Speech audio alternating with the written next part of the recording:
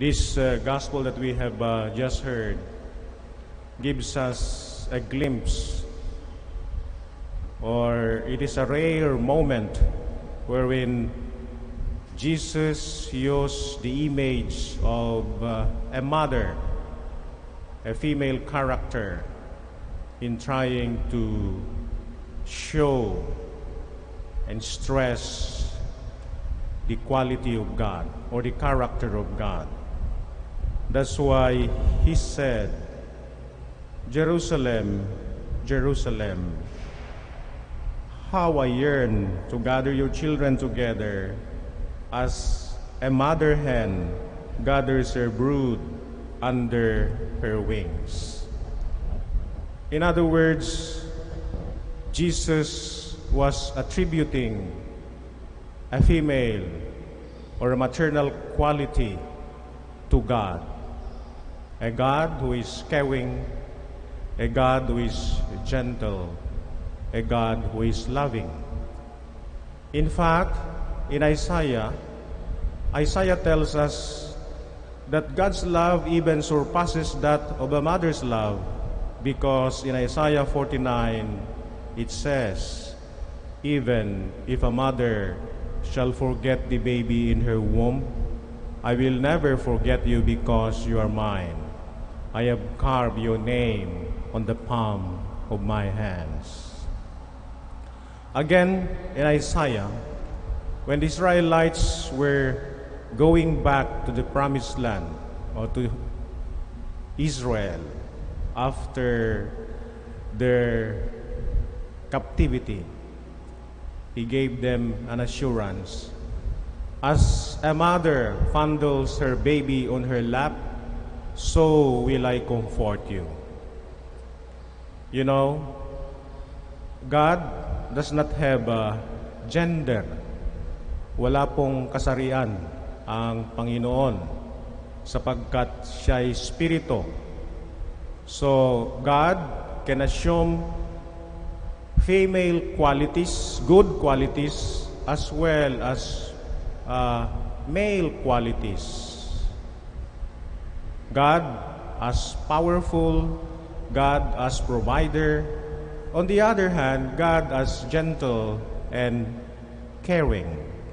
Hinihiram po lang natin ang lengguwahe hango sa ating karanasan upang isalarawan natin kung sino ang Panginoong Diyos.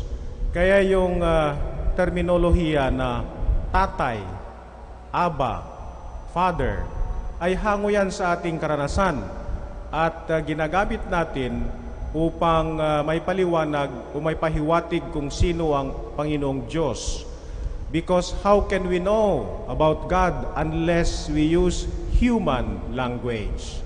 And so the first reference when we use, for example, the term father is referred first to your biological father, and yet we apply it to God and assume that all the good qualities of a father can also be found in God. That's why we say God is our loving Father, all-knowing, all-loving, all-present. And so there is no problem also in attributing to God maternal qualities like what Jesus has shown in the gospel today. So the question is, what are the qualities, or what quality could we found in a mother's love? It is faithfulness. Kahit po basagulero ang kanyang anak, kahit po ilang beses nang nasaktan ng nanay, mamahalin pa rin niya ang kanyang anak. So in other words, a maternal love reflects God's love, God's faithfulness. Kaya napakaganda yung sinabi dito sa ating ebanghelyo, "I yearn to gather you." Yung English na yearn, ibig sabihin yon, minimithi, ninanasa, inasamasam ng Panginoon na tayo'y lilikumin, na tayo'y mamahalin, na tayo'y aangkupin.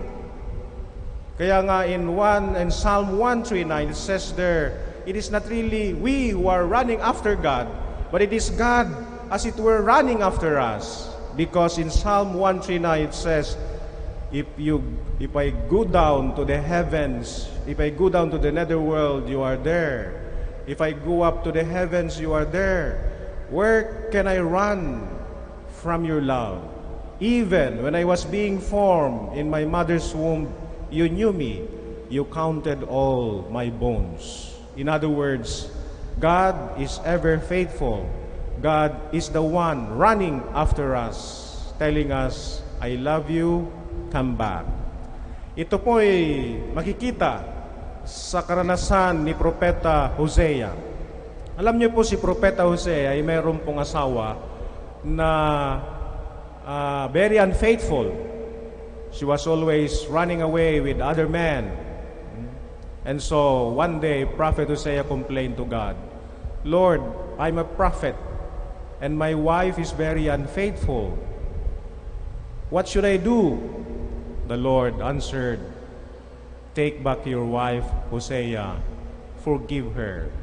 And so, Hosea took back his wife. But the same thing happened over and over again. A very unfaithful wife at that. And Hosea complained, how can I have credibility as your prophet if my wife is very unfaithful?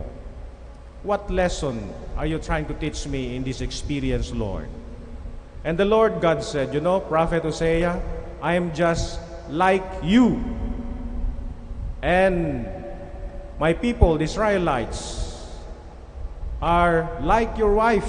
They are very unfaithful.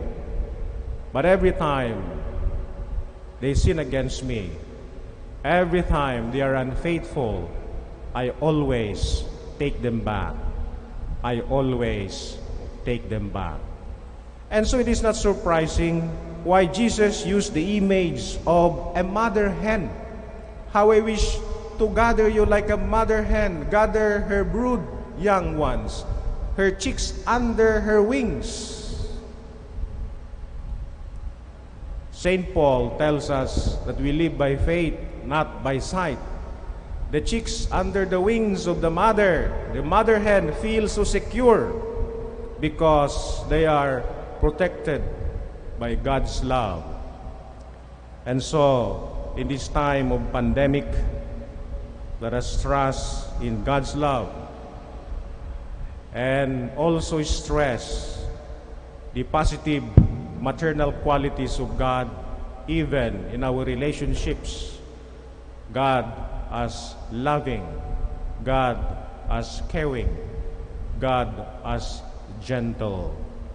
That's why Jesus said, God is ever faithful. Seek and you shall find. Knock and the door shall be opened. Ask and you shall receive.